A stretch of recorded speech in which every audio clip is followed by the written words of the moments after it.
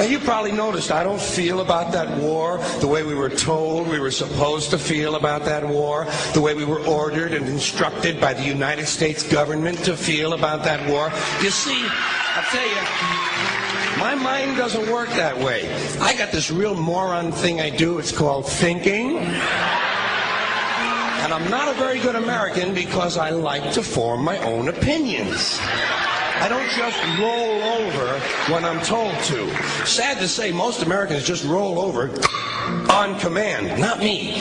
I have certain rules I live by. My first rule, I don't believe anything the government tells me. Nothing. Zero. Nope.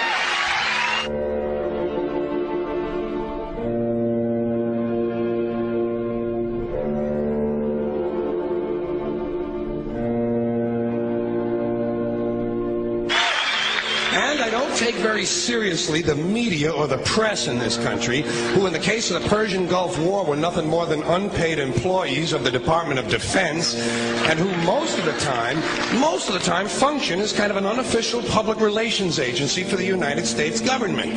So I don't listen to them. I don't really believe in my country. And I gotta tell you folks, I don't get all choked up about yellow ribbons and American flags.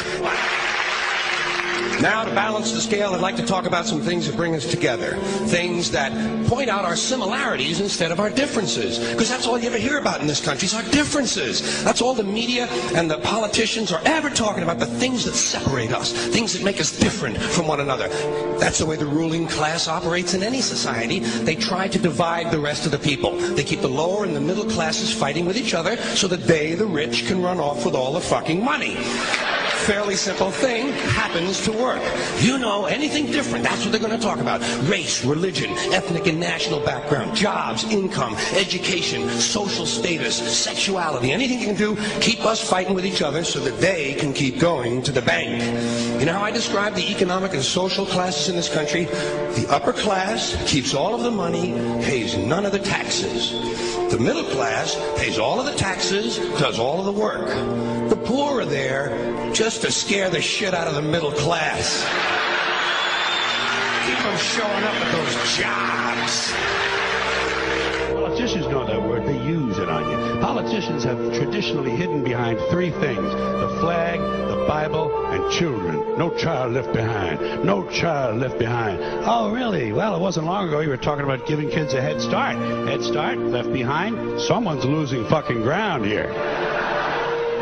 But there's a reason. There's a reason. There's a reason for this. There's a reason education sucks, and it's the same reason that it will never, ever, ever be fixed. It's never going to get any better.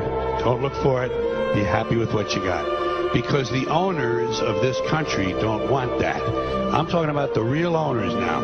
The big, the wealthy, the real owners, the big wealthy business interests that control things and make all the important decisions.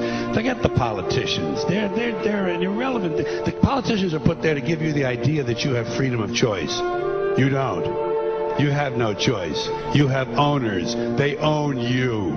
They own everything. They own all the important land. They own and control the corporations. They've long since bought and paid for the Senate, the Congress, the state houses, the city halls. They got the judges in their back pockets, and they own all the big media news, all the big media companies. So they control just about all of the news and information you get to hear. They got you by the balls. They spend billions of dollars every year lobbying to get what they want. Well, we know what they want. They want more for themselves and less for everybody else. But I'll tell you what they don't want. They don't want a population of citizens capable of critical thinking. They don't want well-informed, well-educated people capable of critical thinking. They're not interested in that. That doesn't help them. That's against their interest. That's right. You know something? They don't want people who are smart enough to sit around the kitchen table and figure out how badly they're getting fucked by a system that threw them overboard 30 fucking years ago. They don't want that. You know what they want? They want obedient workers.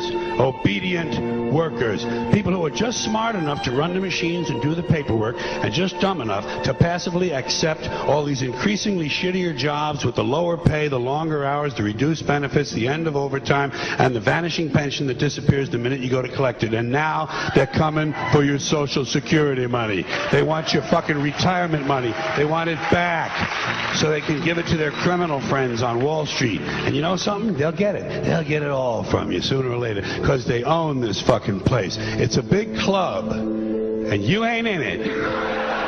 You and I are not in the big club.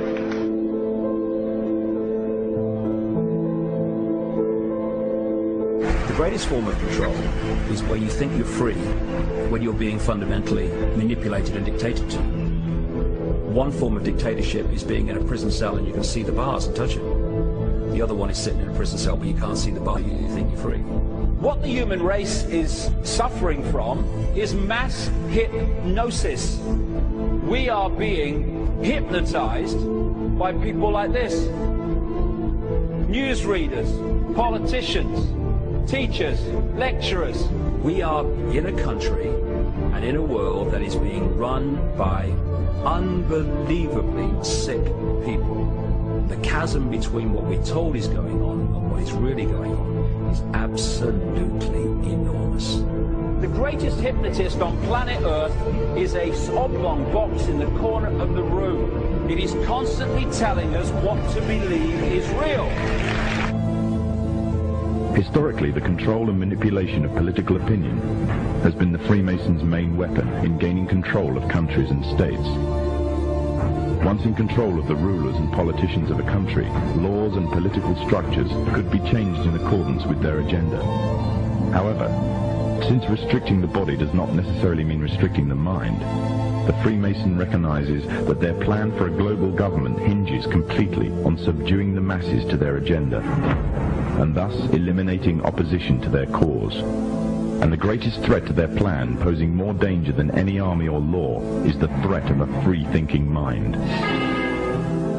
In order to eliminate this threat and to achieve their objective, the Masons have set about the boldest plan ever devised: the complete control of every aspect of human life, your life. And the weapons they are using against you are in your very homes, entertaining you and your children, and gradually indoctrinating you without you even realizing.